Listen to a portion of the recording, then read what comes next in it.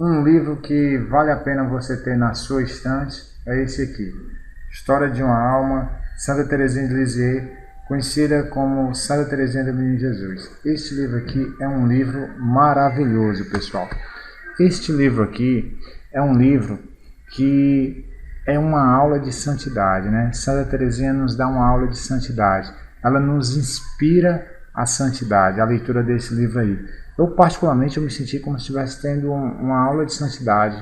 Ela, como se ela estivesse no auditório dando aula de santidade, porque o que ela fala você começa a se comparar com a sua vida. Ela não manda você fazer nada.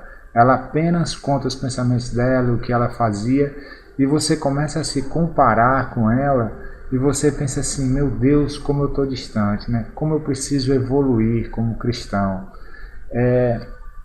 Algumas coisas interessantes desse livro aqui que eu até anotei, por exemplo, ela nasceu numa quinta-feira, 2 de janeiro de 1873, né? E ela foi batizada no sábado, dia 4 de janeiro de 1873. O batismo foi na igreja de Notre Dame, né? Aos 15 anos, Santa Teresinha entra para o Carmelo. Ela teve que ter a autorização do Papa para entrar no Carmelo, porque era muito nova, né? E ela queria entrar. Não foi tão fácil ela entrar no Carmelo assim, né?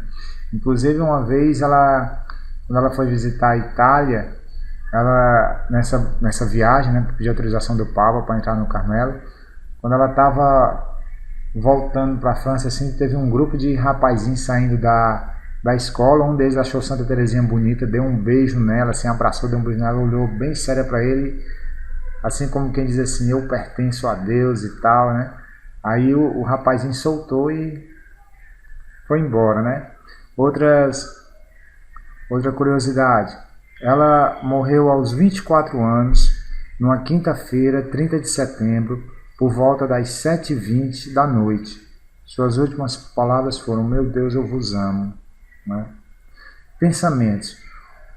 Rapaz, olha os pensamentos dela, olha como ela tinha uns pensamentos assim interessantes. Ela diz assim, ó, assim como o sol alcança todas as plantas, a graça de Deus alcança todos os homens. Olha que coisa profunda, que coisa bonita.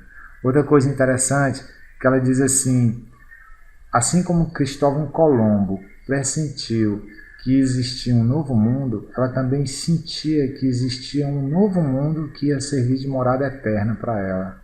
Olha aqui que ligação aí entre a ciência e a teologia, né? Santa Teresinha, ela estudava muito ciência, ela se interessava muito pela ciência, mas ela se decidiu dedicar-se mais às coisas de Deus. É tanto que quando ela era criança, ela estudava muito o catecismo, né? Quando o padre ia perguntar alguma coisa às crianças, né, na escola onde ela estudava, ela sempre respondia, né? E o padre já chamava ela de minha doutora, né? E ela é uma das doutoras da igreja, né? Santa Teresinha do Menino Jesus.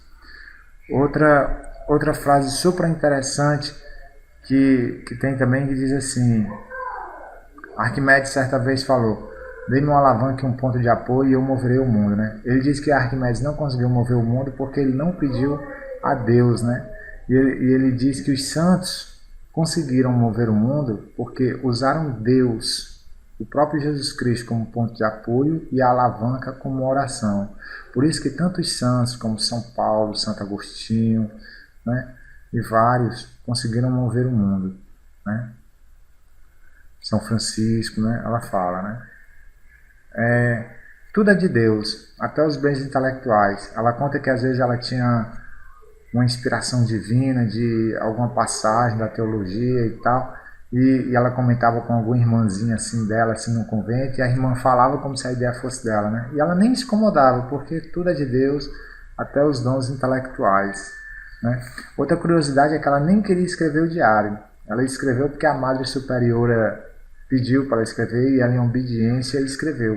E nós ganhamos uma relíquia, porque este livro aqui é um livro que te transforma, né? Se você quer evoluir como cristão, lê este livro, que é um livro maravilhoso. Outra coisa interessante também é quando ela é criança, veja a importância da formação dos pais, né? Quando ela era criança, o pai dela, depois do almoço, saía com ela para ir visitar o Santíssimo Sacramento nas igrejas e tal, que a igreja ficava aberta na hora do almoço, e o pai dela ia visitar com ela as igrejas depois do almoço, esse intervalo da sesta, né? Ele ia ficar lá fazendo adoração ao Santíssimo Sacramento, né?